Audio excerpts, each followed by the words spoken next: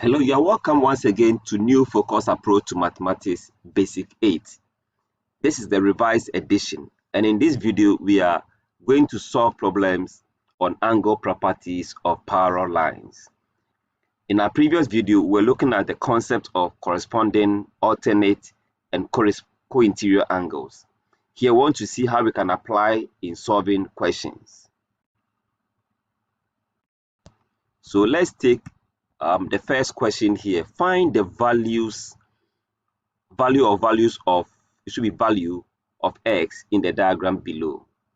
Okay, now if you look at the diagram, we see that Rx, the line Rx is parallel to line PQ. Okay, and I'll call this line a transversal. Now you can see that these two angles here, according to what we've learned, form what we call co-interior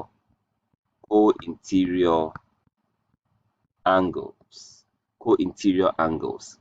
And because of the fact that they are co-interior angles, the two of them must sum up to 180. And so 3x minus 16 plus 136 all should give us 180 degrees. Then we make x the subject. Okay, so we can do that by grouping like terms. So I can say 3x here will be equal to 180 minus 136 plus 16. So when we do the calculation, 180 minus 136 plus 16, we'll get 60 over here. Then we have our 3x. Now, since we want to make x the subject, we divide both sides by 3. And so we can have our x to be equal to 60 divided by 3. And the answer will be 20 degrees. So to find the value of x here, the answer is 20 degrees. Okay, now I want to take another example. Find the value of y in the diagram below. The value of y in the diagram below. Okay, now we've seen two lines parallel. We've seen F and E are parallel, whilst like F, E, and that of A, B are parallel, which means that the angle here can alternate with the angle here as well. And alternate angles are equal. So I can put y over here.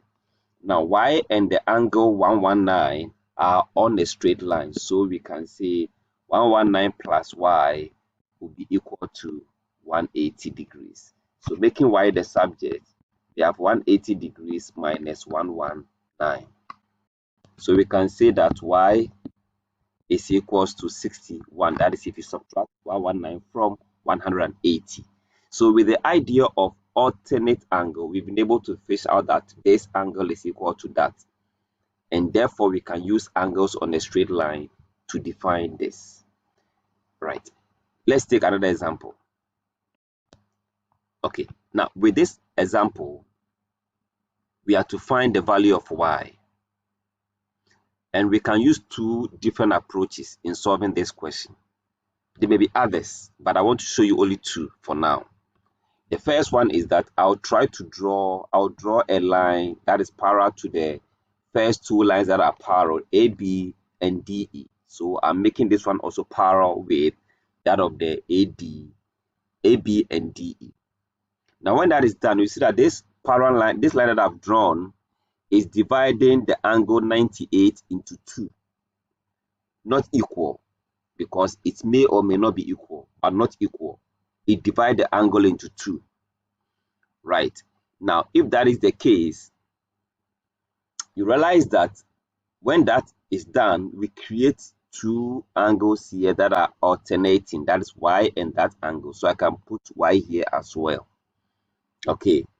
And then the top angle here to alternate with 77. So I can put 77 also over there. So you can see that the y plus the 77 both should be equal to 98. You understand it now? Again, the angle here, that is one of the angle that after dividing the 98 into 2, the top one alternates with this one. And so they are equal. And the down one also alternates with the y here, and they are equal. So I can replace y to that. I can replace 77 to this. So now when I add the two angles, I'll get 98, so that I can make y the subject and write 98 minus 77. So therefore, y is equals to 21 degrees. Now let me give you the alternative way of solving this. The alternative way, I will use GeoGebra to explain some concept to you. Let's watch that. Now here, let's observe these two lines, line AB and line C here, or CE. They are parallel. And they are parallel, you can see that they are parallel. As I turn, you can see that they are always moving together. They will never meet, and they have equal distance, right? They are parallel.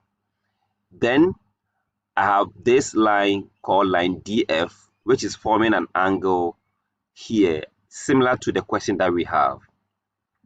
Now, if these two lines are, the blue lines are parallel, then the angle that we create here, which is the 108.93 plus 101.9 plus 149.17, they must always add up to 360. It's a theory. They must always add up to 360. So you can pause the video right now, add these three angles, and see the results. When we finish, I'm going to do this. I'm going to tamper with it and change the orientation of the diagram. Again, you see that the interior angle here plus this angle here plus this angle here, again, when you sum them up, you get 360. So that theorem can support or can help you to solve the question in alternative way. Okay, so again, let me just do this. You can pause the video again and try adding these three angles again to see that they'll give you what I'm trying to explain to you. In other words, if I also find the angle here and I find this exterior angle and I find the angle here, they must also add up to 360 as well. Okay, now let's use this idea to solve the question again and see whether we get the same answer. So since these two lines are parallel, like the question has told us, is they are parallel because of the arrows that's shown over there, then we can say the angle here plus the angle here plus the angle here must add up to 360. But then before we can know the angle out here, we need to subtract this one, the 98 from 360, to get the exterior angle here. So that will be 262. So according to what we've just studied, 77 plus 262 plus the angle y all should give us 360.